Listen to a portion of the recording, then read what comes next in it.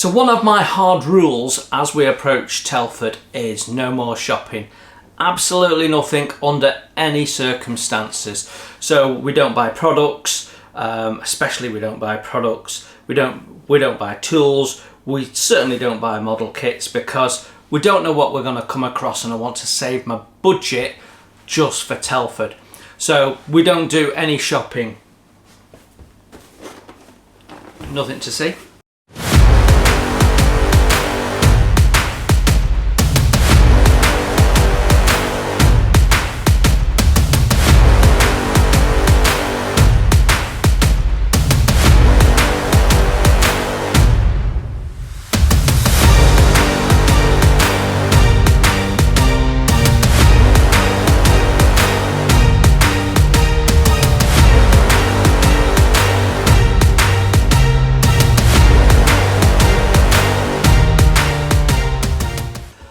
Hello everyone, welcome to Model Kit Stuff. It is Saturday, it is table talk time. It is really good to see you all. My name is Jason. I think you probably all know that. It's really nice to see you. It's, 1 week away from being in Telford. So yeah, I'm getting a little bit excited, starting to warm up about that. We'll be talking about that a little bit later. First and foremost though, a big warm welcome to all of you, especially any of you that are new to the channel and maybe this is your first table talk.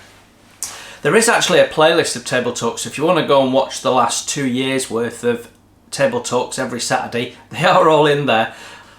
So yeah, I mean, if you are new to the channel, it is worth having a quick look at some of the playlists.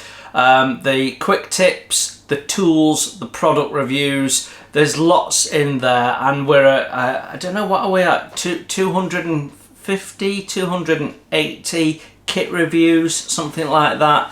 So yeah, I mean, there's tons to look at, and I get messages every week popping up on videos that I've done a long time ago, and it's interesting. Someone comes across the video, they watch it for the first time, and then they go, yeah, I agree with that. Well, I recorded that 4 years ago. You agree with what? I have no idea what you're talking about, and I ain't going back and watching the video again. So yeah, I get some quite eclectic messages, which is it's always interesting, makes me smile. So yeah, another big week. We are moving towards Telford, and I think the first thing to say to everyone is, on Telford Saturday, there still will be a table talk. I record these on a Wednesday. So record them on a Wednesday, edit them on a Thursday, upload them on a Friday. You get to watch them on a Saturday. So that's the general run of things. So when it pops up at 8 o'clock next Saturday, I will be on the road, no doubt. I usually leave about 6. There's always quite a queue to get in on the first day, and as an IPMS member, you can go in an hour early. Well, you can queue up an hour early. So yeah, by the time they've finished clearing the queues, everybody else for the standard is queuing, and you know, you don't really get in much earlier. Depending on what time you turn up, you've still got to battle through the traffic to park up. I always park in the little multi-storey across the road. I do see people parking on site, but I've always assumed that's for exhibitors and you know, what have you. So I don't know. When you look at the map, there's all these car parks anywhere, but I'm only really aware of the multi-storey one. So that tends to be where I park. But anyway, yeah, Telford is looming, and as you can see, it's on my mind. So lots of things to talk about around Telford, but let's just rewind and make sure you didn't miss anything that you really wanted to not miss. So we started last week on Monday with the General Lee part 2. That was for some members only. So those of you that are paying the higher subscription level for membership are getting access to that, and will continue to be only available to you until at least until it's completed, and then What I'm probably going to do is once the build's completed, I'll release it to all members, and then after a period of time, it'll go out to the public. I think it's going to be quite a popular build, one way or another, especially when people realise how much effort I'm going into detailing the vehicle. Last week I mentioned that one of the members was very kindly printing some parts for me. I thought you'd be interested to see them. So they turned up this week, and what I was really looking for was internal winder handles, because what they've done on the plastic part is just do an impression of it. So I really wanted to do something a little bit better, and when I was looking, I found this file, and in there they had lots of other car parts. So I thought, you know, that the file was like £2 or £3, so in for £1, in for a tenner. They had all sorts of other things. Internal lights. Well, I can scratch build an internal light, I absolutely can, but a 3D printed one's going to save me some time. And they had door handles. Well, I've already made door handles, but these are far superior. So, you know, I was really interested to see what they would look like. And then things like sun visors, and the kit doesn't have a wing mirror. So, and all of these things I could get from these files. So Ian has very kindly printed these for me, and they've come out really, really, really well. I'm really impressed with them. So we've got sun visors of different sizes, and I have to be honest, I could probably scratch build those, but they have the delicate little mounting point on. That would be much more difficult to do. There's two sizes of them. I mean, they look spectacular. I don't know how well you can see that. I might just put that there. Is that better? So a couple of sun visors, that's really good. And the wing mirrors are really, really nice. Just what I needed. Completely saving the show. And then we've got round and rectangular interior lights, so that's suitable for different vehicles. Generally we'll need a round one. And the door handles, external, and the winder handles, they're absolutely exquisite. I'm not going to show you because they're just too thin. But Ian, superb job. Thank you very much. And yeah, I can't thank you enough, because there's enough in there for 2 to 3 vehicles, maybe even more. So yeah, really, really happy with that. And when people start seeing that we're using 3D printed parts, I've got I'm going to be using bare metal foil, 2 different types of bare metal foil. I've got photo etch, I've got aftermarket bits and pieces. Wait till you see what I'm doing to create the carpet. I think you'll be quite impressed with that. So I think as we get stuck into it and we get past the sanding stage, which was largely what we were doing body prep, people will start engaging with it. Now, to be honest, I talked about this last week. You never really know how much sanding you should put into something, but I thought I've not really done a proper car on the channel before, so let's talk people through it. For those of you who've never done a car, there's always people out there who've never done something, so yeah, I think it's got value. Staying with cars, Wednesday's first impression was the AMG GTO, the Pontiac GTO, which arguably is the first muscle car, and some people who are car nerds argue other things, but I think most people sort of generally accept that the Pontiac GTO is the first muscle car. I didn't buy it for that reason. I bought it because I thought it would look super cool with the figure I'd bought, and I could do something with it to make that a little bit more fun. So that's why we got the GTO.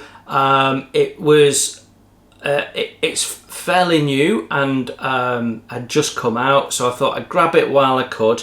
It was slightly discounted, so I got that, and that completed my sort of package for that figure.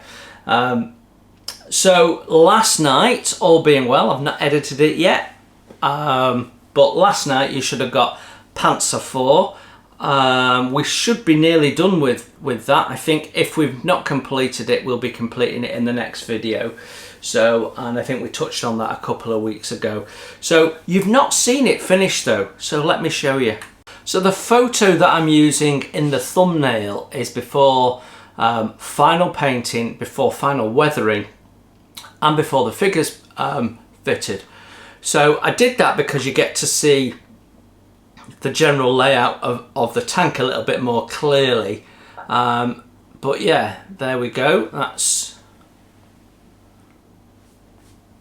our tank all done. I'm really happy with it. It looks super cool, especially with the leaves and bits and pieces that we've got on the base. Just breaks that up nicely. So yeah, I was really happy with that, and I finished it a little while ago now, and I keep forgetting to bring it out and show you all. But yeah, it went together okay. It's a new tool Tamiya kit on last year, so you'd expect nothing else. There was no fit issues or anything like that. It was all pretty good. The figure I thought was well done. Even the biggest issue I had was getting the decals to sit. But yeah, the tank tracks, other than me losing a section, I've still not found that. I think I must have thrown it away and left it on the sprue. It's the only thing I can think of. So on the back there, there's a a section of track missing, but as you view it that way, it doesn't really matter. But yeah, I thought it was a nice kit. It came together well, and I quite like the Panzer ones. They're a much more important tank than people think. Because people look at the Second World War with a holistic view of the whole thing, start to finish. It's a completed period. People focus very much on the big tanks at the end of the war, post 43 type of stuff, so Tiger onwards, and can be a little bit dismissive of the Panzer 1 through 4, which is a shame, because they were really capable tanks, and when you think about it, they actually had much more success with those tanks than they ever did with the Tigers and the Panthers. And you know, the reason for that is the tanks being developed didn't suit the warfare that had allowed them to move at speed, and the coordination of arms. So it's all right, the Tiger tank. You know, I love the Tiger tank, and it's a great tank, technically a great tank. But when you've got to service it every 50 miles, and you know it's slow and it's cumbersome, you know, you've lost some of the attributes that make it a really good tank. Whereas this thing could bomb around like a go-kart, figuratively speaking, for a tank. And although it's got light machine guns, for those early stages of the war, that was more than what was necessary. And the Polish acquitted themselves quite well against them, actually.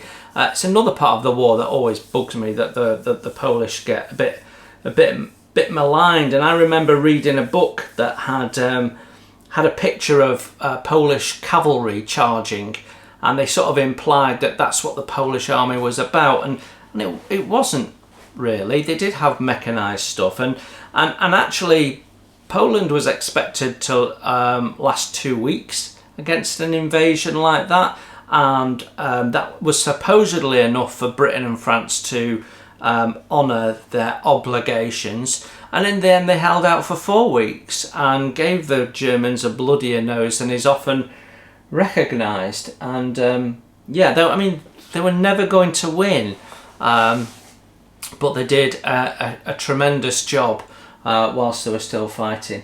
So I always find the early war years a little bit more interesting. It's like when the German tanks are stopped, when the Dunkirk retreat is happening, and you know, a lot of people think that Hitler was being a little bit indecisive and a little bit worried about supply lines and things, but actually they'd just got a flanking manoeuvre from the British Army, British Tank Corps, and got pretty heavily mauled and by Matildas, and they were and that just gave them a bit of a wobble.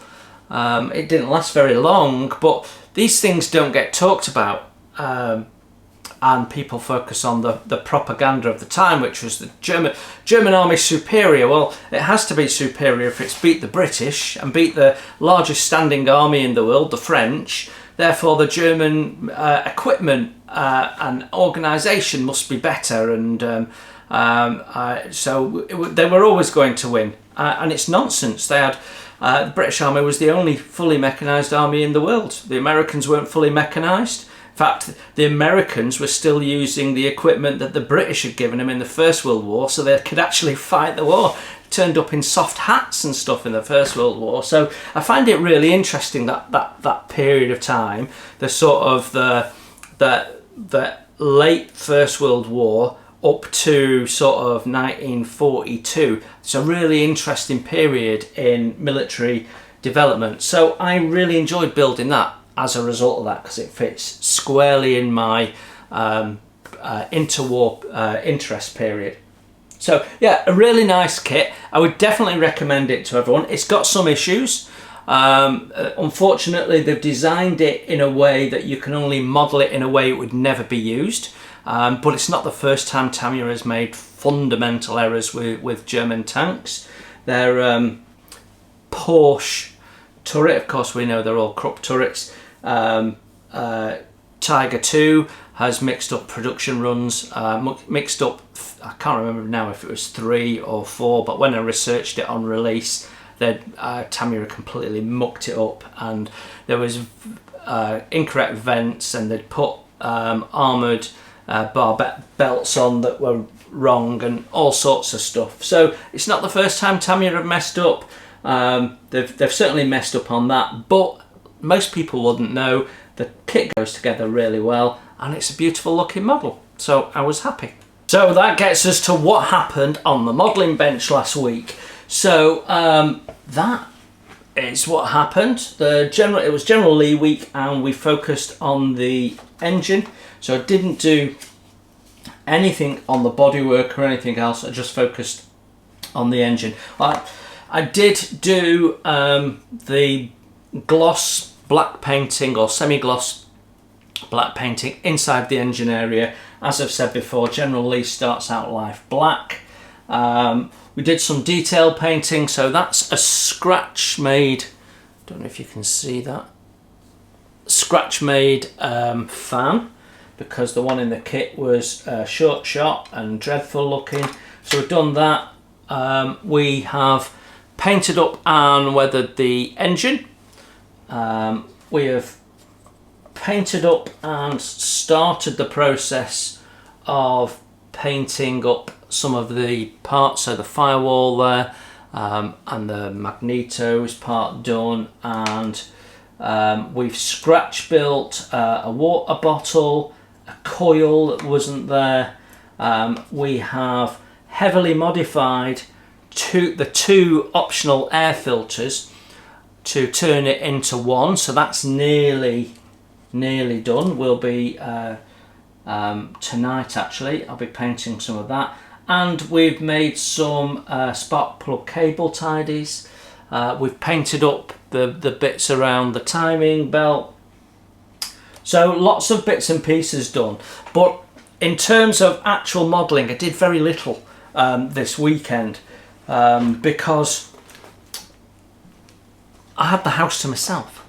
So you'd think I'd get more modelling done, but actually I got less modelling done than usual, because I took the opportunity to do some filming of stuff that I've been meaning to do for a while. So filming first impressions of larger kits, can be a bit difficult. So I need to spread out a little bit on the kitchen floor, and those members that have seen the behind the scenes FI know that, you know, I've got two halves of the box open with what's been filmed, what's not been filmed. And I had some larger kits that I wanted to film. So I think in total I made, can't remember now, but I think it was something around 6 complete videos over the weekend, plus some modelling. So I actually had a massively productive weekend.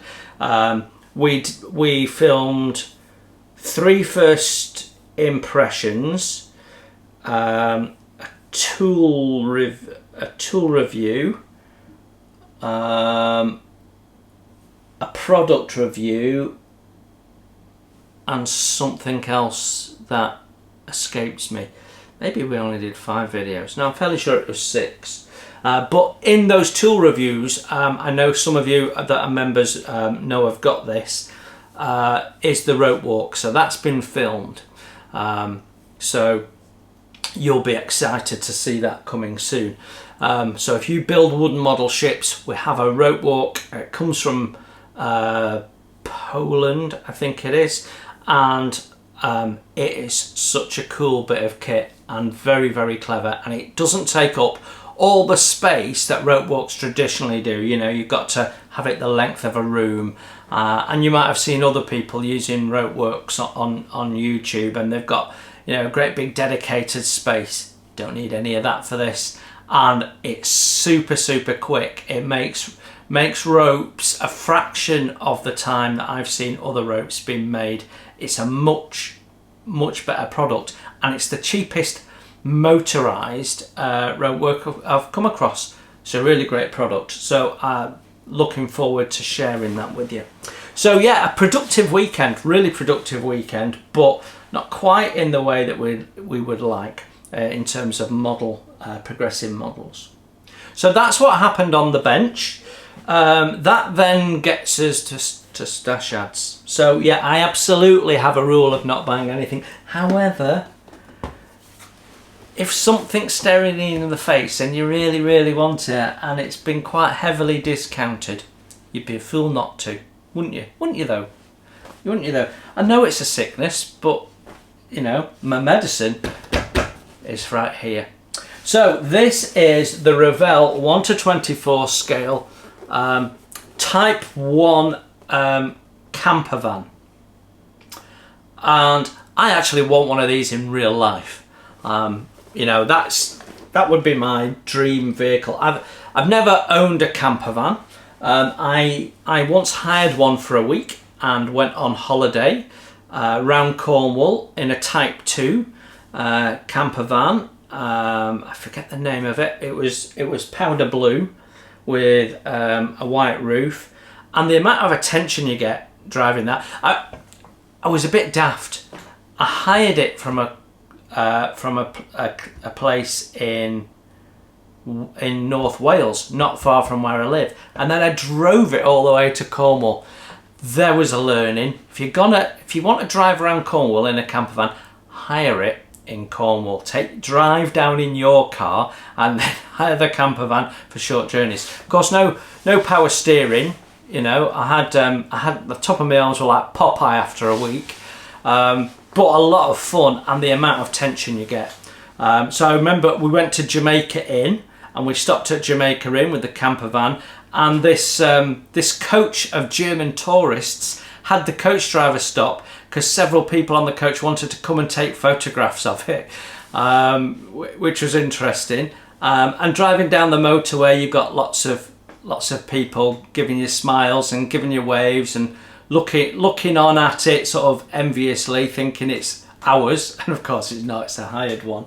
But yeah, a lot of fun, and I quite enjoyed. We actually slept in it for a week. We did sort of camping and what have you when my daughter was very, very young. So yeah, it was a lot of fun, and I enjoyed it, and I'd really love a camper van, but I don't have space for one.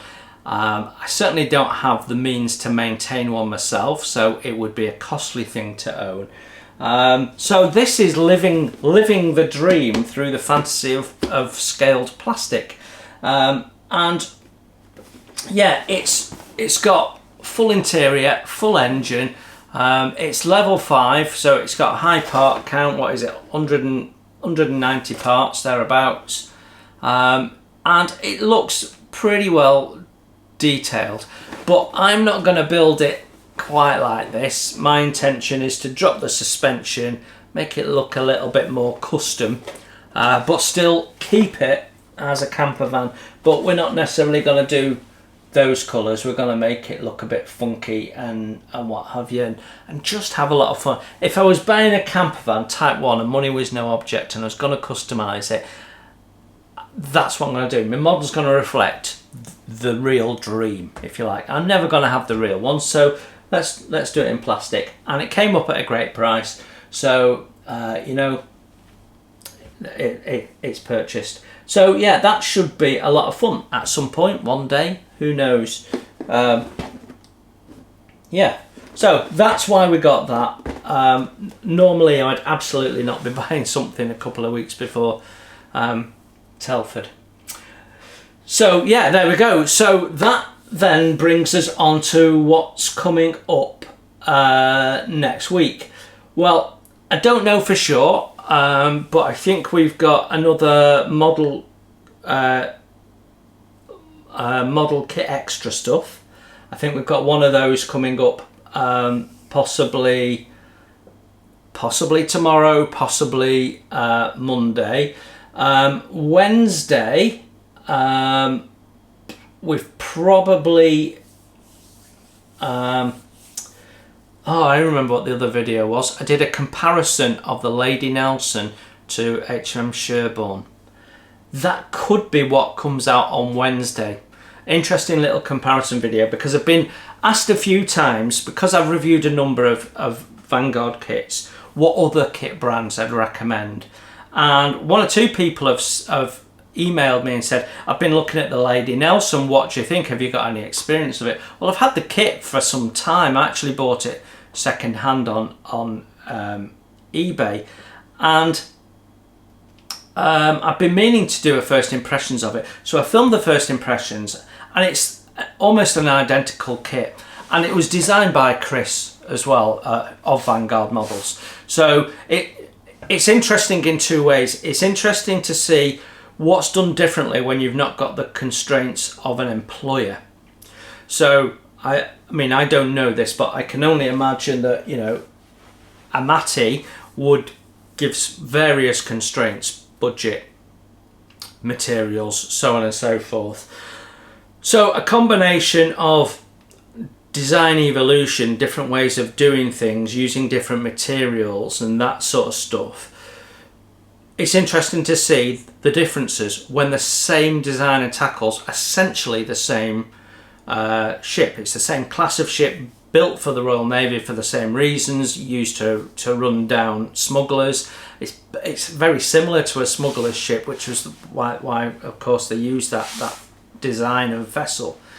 So whilst there are some differences, a lot of the differences are in material and detail and that sort of stuff. So I think we'll probably put that on Wednesday, and that will help people understand why I particularly like Vanguard model kits.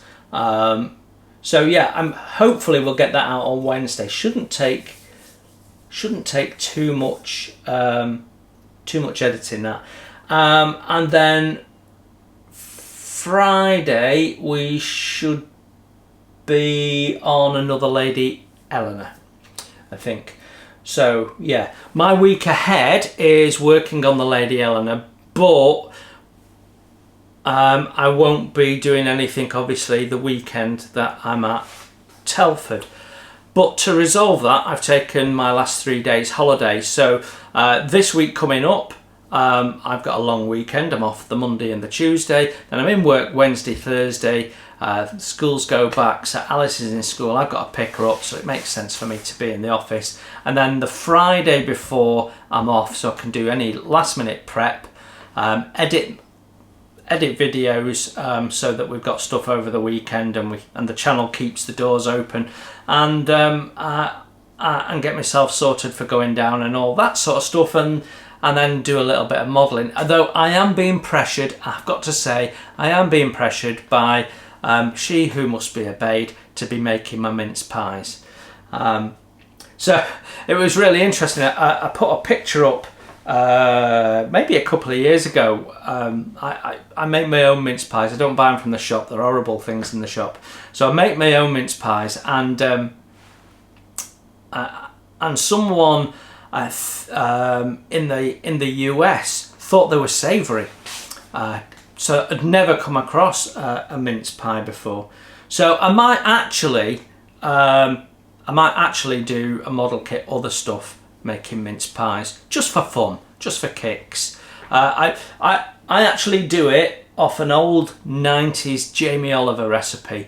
So we buy basic mincemeat and add some extra ingredients. So that'll be a lot of fun. But it'd be interesting for my friends over the pond who perhaps don't know what a mince pie is to understand what this thing is that all us Brits eat by the ton. Skip loads of them at Christmas. The shops are full of them now. People are already starting to eat mince pies. But yeah, it's one of those things that you have to eat on Christmas Day. Even though you can't eat another thing, you've absolutely filled. You've had Christmas dinner, you've had half a tin of Quality Street, you're absolutely bloated, you've been chucking the fizzy wine down and what have you. You still got to have a mince pie with maybe some brandy sauce or something like that. So it's a British tradition. Some people don't know what it is, so let's have a bit of fun and show people what a mince pie is. So I might do that next week as well. So next week is Lady Eleanor. I've got to sort the hull out, and I'll be doing some stuff on the masts and the figures is the plan. And then you should see Lady Eleanor on Friday, like I've said. Think that gets us sort of straight. So you shouldn't have any issues. But what I am going to say is it's unlikely on the Monday after Telford that there'll be any videos, because I'll be needing to catch up with myself. We might do a little model kit stuff, model kit extra stuff on the haul, maybe for the members. Don't know. Anyway, we've got all that going on. So lots going on. I've mentioned Telford a few times, so let's talk about Telford proper. That's this week's topic, I think. So I don't know how other people do this, but ever since I've been going to Telford, this is how I've planned for Telford. So just before, and I did this during this week, just before, a couple of weeks before, I go and have a look at all the exhibitors. So on the IPMS webpage, you can find the link to all the exhibitors. So there's a plan and all the exhibitors. A lot of the repeat exhibitors use the same place, so it's easy for you to find them. So what I do is I go through all of them, see what I might be interested in. If there's particular things that they are selling, which I'm hoping they may have at Telford, I write it down. So that then gives me a list. I've got this little list here. That's a list of vendors that I must go to. Now I will go around them all. There is vendors I've not listed, like Jadlam, so they're going to be there. Hannants, they're going to be there, because I'm just going to have a browse round those, and just have a look. Dynamo Models, I'll just go and have a look, just out of interest. Armoury Models, so they're the people that did the fairy flycatcher that we reviewed earlier in the year. So some interesting stuff. Probably won't buy anything, but we'll have a bit of a mooch round. Might end up having a chat with them if they talk to me first. All of that sort of stuff. But then there's other stalls that I absolutely go, yeah, I need to go and visit. Now, one stall I absolutely have to visit is Zukimura. because I've reserved a kit with them. If you're going to Telford this year and you perhaps haven't been for a couple of years, or certainly didn't go last year, Zukimura sold out part way through the first day. I think by lunchtime on the first day they'd sold all their stock. They got wiped out. Now this time they're taking a lot more stock. They've also got a bigger stand, and they're much more geared up for it, but they are taking reservations. So you're either gonna make sure you get there first thing on the Saturday, get there as early as possible and check it out if there's a Zukimura kit you want to buy, because they have special show pricing. Or you can go on the Zukimura website and pre-order. You can reserve it. You don't have to pay anything up front. You can just you email them, you give them your contact details, your name, and say, I would like to reserve this particular kit. So I've reserved the 132 Mustang, which is a red tail Mustang. I do like the Mustang. I've built a couple of them in 172. I've got one in 148, but 132 will look quite spectacular, and Zukimura do such a good job of their models that it's got to be done. So I've reserved one, so I need to go and collect that from them. So that's an absolute must. But because I know it's reserved, I know it's safe. I think you have to tell them what day you're going to pick it up. So I can go and pick it up at the end of Saturday, and I don't have to carry it around with me because it'll be quite a big, heavy box. So I can just leave it with them, get to them towards the end of Saturday and go, right, I'm picking this up. So that's a win. That's already in the bag, and I think it's £75 was the special show pricing. So yeah, perfect. Then another stall that I've never actually paid attention to before, but because of what we've been talking about over the last few weeks, you'll understand why I want to go here. There's a company called Yanks, which have a stall, and they do American car kits, and they have both used ones, second-hand ones, so they go at a really cheap price, and then they have new ones, but they also have accessories. And when I had a look on there, they've got decals, they've got photo etch, they've got masks, and they've got all sorts of upgrade parts. So they've got like aluminium, turned aluminium air filters and things like that. So there's lots of good stuff. So I'm probably going to be spending a few pennies there, I would think. And then there's another stand called Model Cars.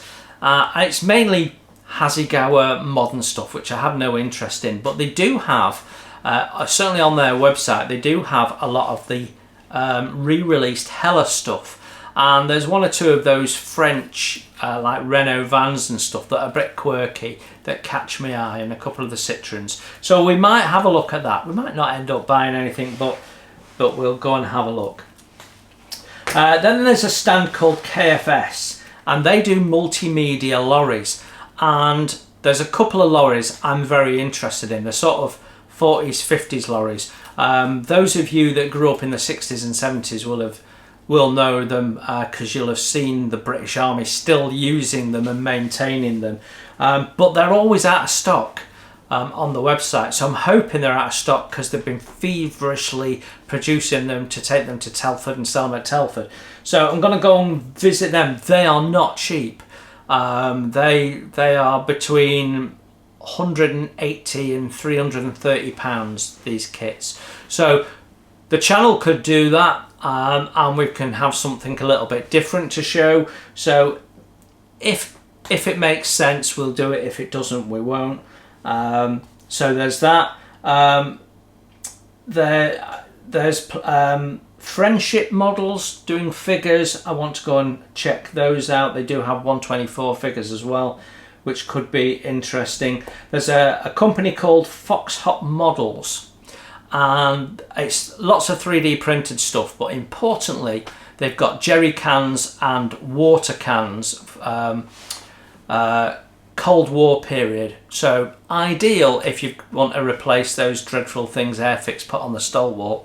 They look really nice, so I'm hoping to go and pick up jerry cans from there. Now, there's a stand called Elan 13, just catchy name for a business, isn't it?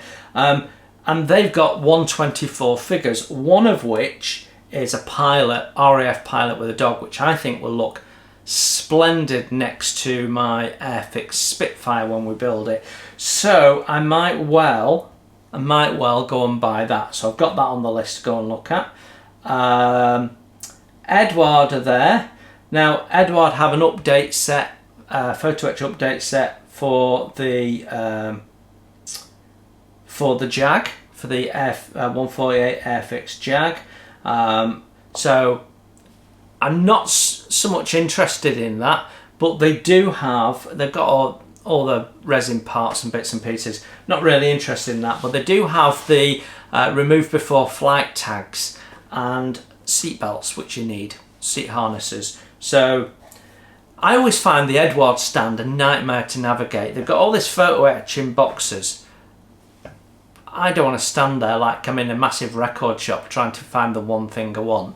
I know they've got these little books, but you can never get at them. There's always people stood around them. I can't get into them. So yeah, if I can find it, we'll get it. Because I don't buy from Edward anymore, even though I'm a Bunny Club member and I can get a discount and all that sort of stuff. The problem is they put their shipping prices up so much after Brexit that it doesn't make any sense to buy their stuff direct. So if I do buy any Edward stuff, I tend to buy it through distribution in the UK. Deluxe Materials. Now, I don't actually need any adhesives this year, but they do have a product called Brush Magic that I want to try, which I think will make a great product review. You can use it for cleaning your airbrush and your paintbrushes from paints, regardless of whether they're enamel, lacquer or acrylic, which means they'll also be good for cleaning paint up from your palette and all sorts of other things. So yeah, so I want to try that, and also they have a product called Making Waves, which I would like to get hold of and have a play with. So I do have some stuff for making like puddles and small lakes and that sort of stuff. But I really want something for water, because I have a 1/350 scale model ship that I plan to build as the Thunderchild from the War of the Worlds, and put it with the War of the Worlds Pegasus figure model, and do the scene from the Thunderchild. So yeah, I think at 1/350 I think there's 2 Martians in there, so we can do one being cut down, one melting the bow of the ship, and I think that would be a great diorama, but it needs to be in a water scene. And the thing about the write-up on the Making Waves is you can do it vertical, so you can use it for waterfalls and all sorts. You need some flocking material for it, but it means I can do some big splashes, and we can have bits flying off and water in the air and all that sort of stuff. We can have some real drama with it in theory. So yeah, I'd like to get hold of some Making Waves as well. So those are the things that I'm mainly looking for. And then I'm looking for some car kits, so I've got some to play around with. And then it's whatever grabs my fancy. Airfix have just got a new 148 Spitfire out again, so that'll be there in huge numbers, no doubt. So just in time for Telford. It's always interesting to see what's knocking around the second-hand stores. So yeah, that's my plan. I always make a plan. It's the first time ever I've not been buying adhesives, but I bought adhesive last year and I haven't really tapped into them. In the way of tools, I don't need any tools, but as always, if something catches my eye that's a little different, we might get it, even if it's just for a review on the channel. Anything that might be of interest for wooden shipbuilding, we might get.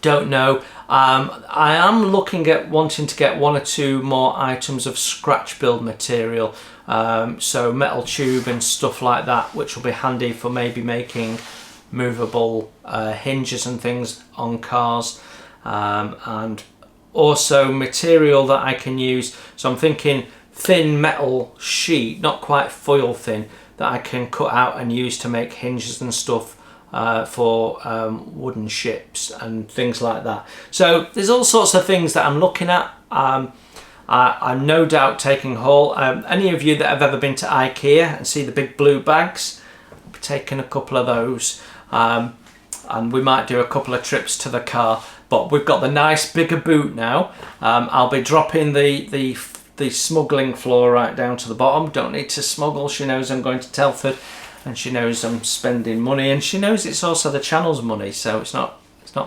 mine, so to speak. So yeah, that's my plan for Telford. Now, what else is going to happen at Telford? Well, I really hope that I catch up with Peter Oxley. He's got my mobile number. I'm going to message him if I've not already done it by the time this video is going. If you're watching this, Peter, I am planning to message you and say, look, just drop me a message when you're ready for a coffee and I'll come and find you. We'll meet up somewhere. So absolutely we'll catch up this year.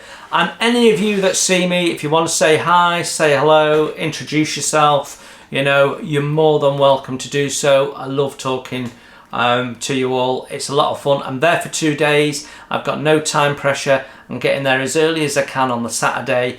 So, you know, if I can get there before it opens on the Saturday, I will. But it's bound to be raining. It's always raining when I drive to Telford. Actually, I don't think it was last year. And then I don't have to go until the very end on the Sunday. Now, last year I went early afternoon on the Sunday because I was done, I was tired, and I've got to drive home. But yeah, we'll see. And of course, I'm catching up with some people. Now, I've put out that if you're a member and you're not in the social group and you want to come along to the pub, put a comment in. No one did, so I'm assuming that no one wants to. In the social group, there's 1 or 2 people coming along to the pub. If you want to make sure that you're, if anything changes, you know what's going on, feel free to message me in Messenger and give us your mobile number and I'll text you back so you've got mine, and then we can keep in contact. If your name is Gary and you've asked me for a lift, I absolutely need your mobile number, so you've got my email. Drop me an email, and again, if you want to drop me an email with contact numbers, you're welcome to. So, you know, don't put it in the Facebook page and the social group. Don't share your number that way. But for any of you that are going to the pub, if I get to the pub and they're not serving food, we might do a plan B. And if you're not planning to get there till 7 o'clock or something, and you know, we might have gone to plan B, it might be worth us being able to just text you and say, look, this is what's happening. Because I couldn't necessarily see that you could book a table particularly, so I'm just going to rock up and see what we can do. Tea might be a couple of packs of crisps at this rate. I don't know. I'm sure we can find a fast food joint if we have to, but I don't really want to do that. Try and eat as best I can. That's going to be my biggest challenge at Telford, is the healthy eating. So I might look at trying to make something that I can take. I might take some trail mix, take a mix of nuts and seeds and a bit of dark chocolate and that sort of stuff to get me through the show, so that I don't have to buy a pasty. Or I might just eat that and then buy a pasty. Who knows? We will see. The food is always rubbish on site at Telford. I didn't go into, they opened up a new food hall last year. I didn't go into it, so I don't know what that was like, whether it was improved or not. But anyway. So that's it. That's where I'm up to this week. Next week, you know what I'm doing. We will still have a table talk. I do plan to continue to have all the videos I usually do. There won't be anything being uploaded whilst I'm at Telford, so it's not like you're going to get a live report or anything like that. because I don't know what the internet's going to be like in the hotel and stuff. So, and as I'm out in the evening, I just won't have time. By the time I get back from the pub, and it won't be too late, but the time I do, you know, I'll just want to hit the hay and go to sleep. So, right then, there you go. That is my plan. That is Table Talk for this week. I hope you're all having a great time with your models. Everyone should be back at their bench and getting stuck in now the winter's here. So until I see you next week, or bump into you at Telford, which is exciting, isn't it? You enjoy your modelling, and I will see you very soon. Bye for now.